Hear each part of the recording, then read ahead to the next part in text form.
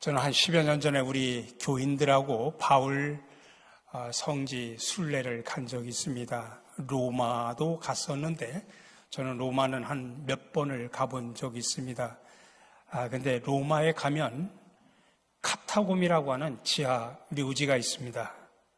초대 교회 시대 기독교인들의 지하 묘소였고 밖에 때는 피난처로 사용하기도 했고 또 거기서 기독교인들이 예배를 드리기도 했습니다. 원래는 여기가 로마의 전형적인 묘이긴 하지만 카타콤은 특별히 기독교인들의 무덤을 가리킵니다. 근데 그 땅 속의 깊이가 얼마나 되는지 또 그 길이가 얼마나 되는지 아무도 모릅니다. 당시 로마의 가난한 사람들이 무덤을 구하지 못했을 때 자연적인 동굴에 시신을 묻었습니다. 그러다 동굴이 다 차버리자 이제 땅을 더 파고 지하 무덤을 만들기 시작합니다. 이런 일은 1세기 중엽부터 일어났고 이와 때를 같이해서 로마의 기독교 박해 때는 지하 무덤이 기독교인들의 안전한 도피처로 사용되었습니다. 로마 근교에 있던 대부분의 가난하고 신분이 낮은 기독교인들은 이 지하 무덤에서 생활을 했고 또 죽으면 거기에다 그냥 묻었습니다. 근데 초대 교회사를 연구하는 학자들이나 고고학자들은 카타콤을 하나님이 마련해 주신 정말 기막힌 피난처 혹은 초대교회를 보호하시는 하나님의 인큐베이터였다고 그렇게 이야기를 합니다. 그런 면에서 카타콤이 없었다면 로마 박해 때 아마 기독교인들은 어떻게 되었을까 생각을 해봅니다. 근데 이 카타콤은 한 번 길을 잘못 들으면 찾아 나오기가 힘든 그런 미로입니다. 현재까지 발견된 카타콤 중에서 성 칼리스토라고 불려지는 이 카타콤은 지하 5층인데 그 중에 한 통로의 길이가 지하로 20km나 뻗어 있다고 합니다. 그리고 이 카타콤의 지형이 석회층으로 되어 있어서 비교적 쉽게 파낼 수가 있었고 또 시체를 묻더라도 세균이나 감염을 어느 정도 막을 수가 있었다고 합니다. 근데 만약 카타콤이 석회층이 아니고 안반이었다고 하면 파는 것도 불가능했을 것이고 안반 사이에서 나오는 습기와 병균 때문에 초대교회 성도들은 아마 다 죽고 말았을 것입니다. 이렇게 본다고 하면 카타콤은 하나님이 예비하신 초대교회의 보호소, 위생적인 피난처였음이 분명합니다. 근데 하루는 로마의 군인들이 이 카타콤을 급습을 했습니다.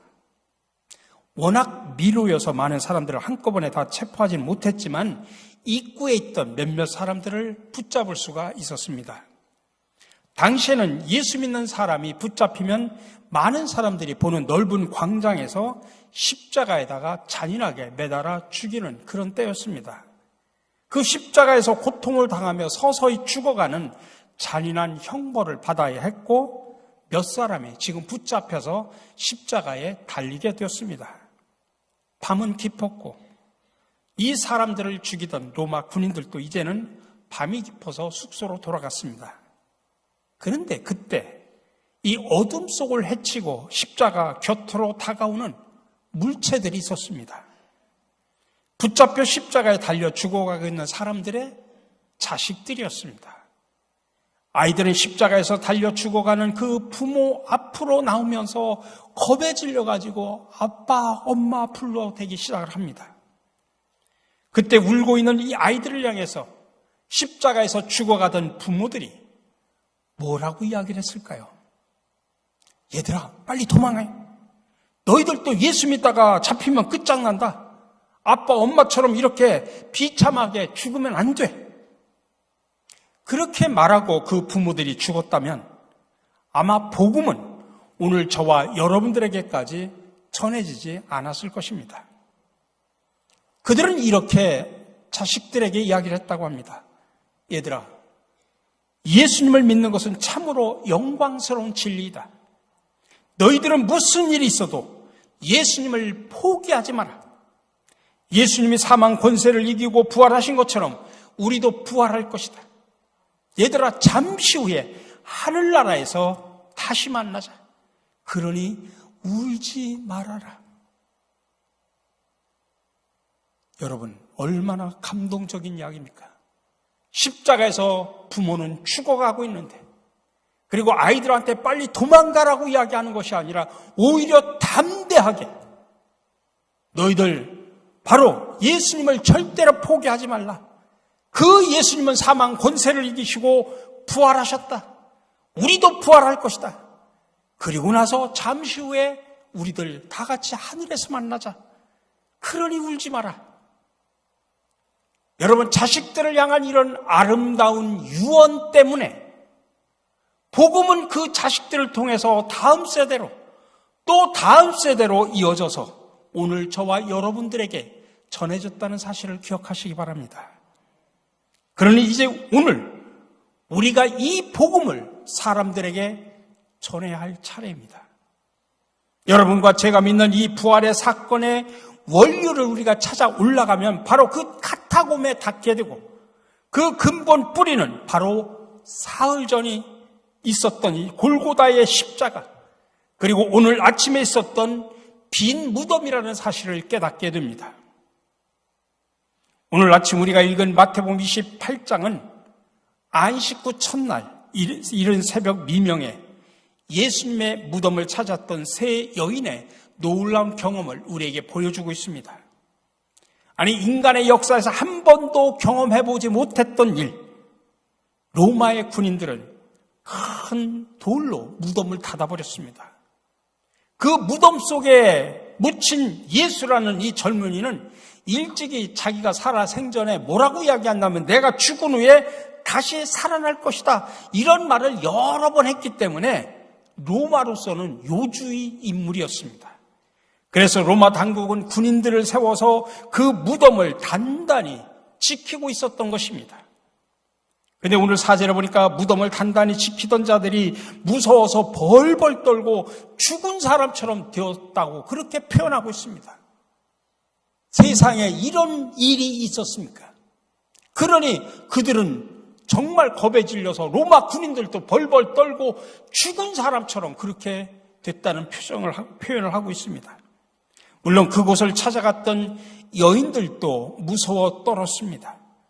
그때 천사가 나타나서 여인들에게 이렇게 말합니다. 오늘 5절, 6절의 말씀입니다. 너희는 무서워하지 말라. 십자가에 못 박히신 예수를 너희가 찾는 줄을 내가 아노라.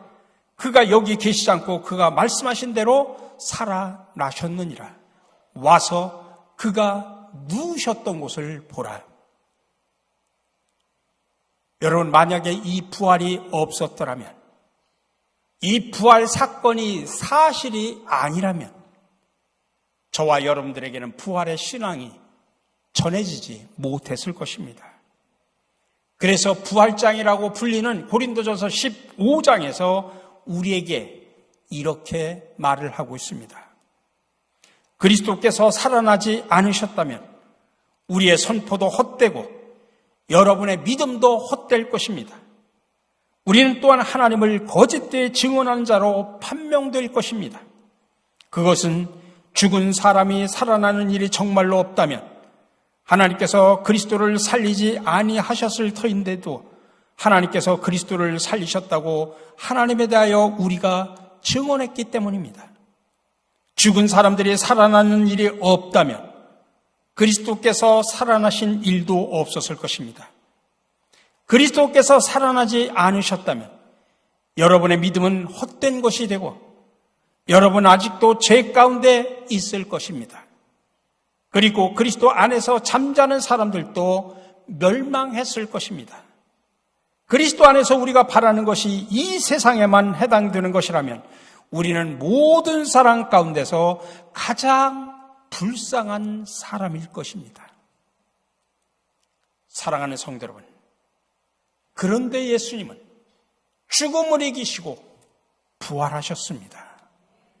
이 기쁜 소식을 믿고 이제 세상에 나가 담대하게 외치는, 그리고 우리도 후손들에게 예수를 절대로 포기하지 말라.